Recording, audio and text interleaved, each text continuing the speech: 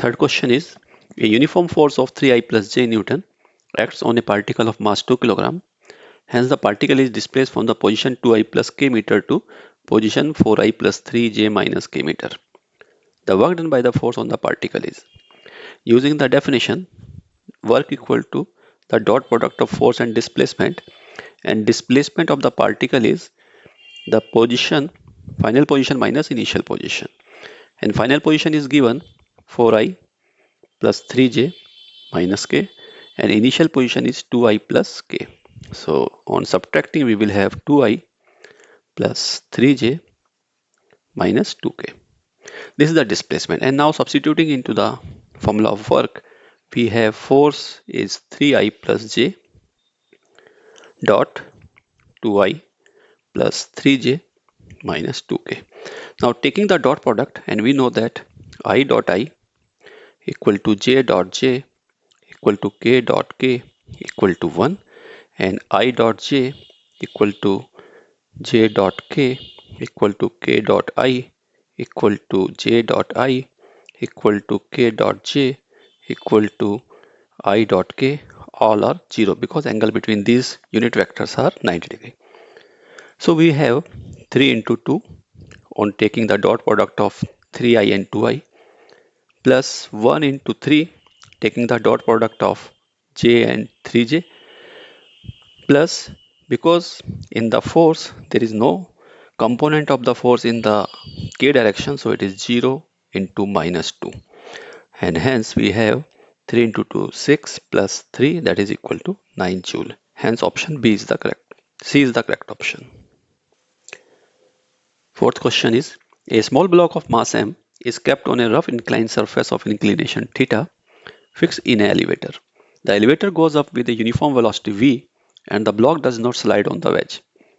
The work done by the force of friction on the block in time t will be. For this problem, first we draw the diagram. This is the wedge which has the angle of inclination theta with the horizontal. On this wedge there is a mass body m whose weight is acting downward and making the resolution of this weight in two perpendicular components. These are mg cos theta and component along the inclined plane is mg sin theta. Because block is at rest on the inclined plane, this mg sin theta is balanced by the friction force and mg cos theta is balanced by the normal reaction force. So we can write that n equal to mg cos theta, this is the equation number 1, and friction force F equal to mg sin theta, this is the equation number 2. This wedge is placed in the elevator which is moving with velocity v which is constant. So displacement of the block in time t will be v into t.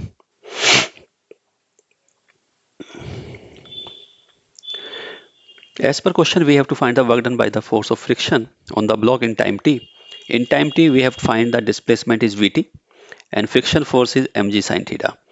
And angle between the friction force and the vertical displacement is, we can calculate it as, because this is a theta, so the corresponding angle will also be theta.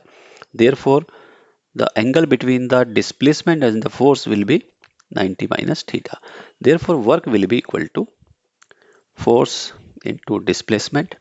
Force is mg sin theta, this is the friction force, into displacement is vt, and the angle between them, this is cos 90 minus theta. This will be equal to mg sin theta into vt, and cos 90 minus theta is sin theta. So we can write it is mg vt sin square theta. Hence option C is the correct option. Fifth question is, a light inextensible string that goes over a smooth pulley as shown in the figure connects the two blocks of mass 0.36 kg and 0.72 kg. Taking g equal to 10 meter per second square, find the work done joules by the string on the block of mass 0.36 kg during the first second after the system is released from rest. To solve the problem, first we have to show the forces acting on the system. This is the 0.72 kg mass whose weight will act downward. This is the 0.72 g, and tension in the string is in upward direction. Similarly, on another mass, tension is also in upward direction in the string and weight of the body will be 0.36 g in downward direction. Being heavier, 0.72 kg mass will move downward with an acceleration a. Similarly, 0.36 kg will also move with acceleration in upward direction being connected with the same string. So first we have to write the equations. First equation for the 0.7 kg mass, we have downward force have 0.72 g, upward force is tension, and it will result in acceleration a. This is the equation number 1. For another mass, tension in upward direction minus weight in downward direction, this is 0.36 g, and it will be equal to 0.36 a. This is the equation number 2. To calculate the work by the string on the block of mass 0.36 kg, we have to find two things. One is the force, which is tension in the string, and the displacement of the block 0.36 kg in the time 1 second, starting from the rest. So to find the force, we have to add equation number 1 and 2. It will give acceleration. It is 0.72 g, t and t get cancelled, minus 0.36 g is equal to 0.72 a plus 0.36 a. So it is 0.36 g equal to 1.08 a, or a will be equal to 0.36 by 1.08 g. So it will result in g by 3. This is the equation number 3. So now we can find the tension in the string as using the equation, say 2, it will be t minus 0.36 g equal to 0.36, and a we have calculated g by 3, so we substitute here.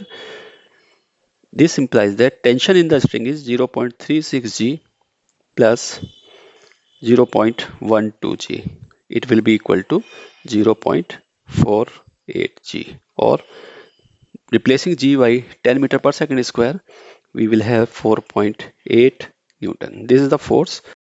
Now we have to find the displacement of the mass 0.36 kg in 1 second starting from rest. We have to use equation of motion, that is s equal to ut plus half ad square.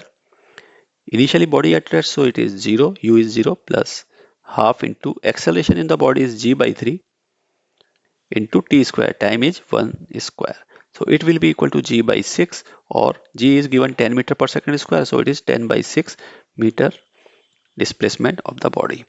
Because block 0.36 kg is moving upward and tension in the body is also in upward direction, and being in same direction, angle between the force and displacement is 0 degree. So we can calculate work equal to force dot displacement. Force is, which is 4.8 Newton, multiplied by displacement is 10 by 6 into cos 0 degree. So it is 4.8 into 10 by 6, and cos 0 is 1. On cancelling by 6, it is 0.8, and on multiplying with 10, it comes 8. So 8 joule. Option C is the correct option.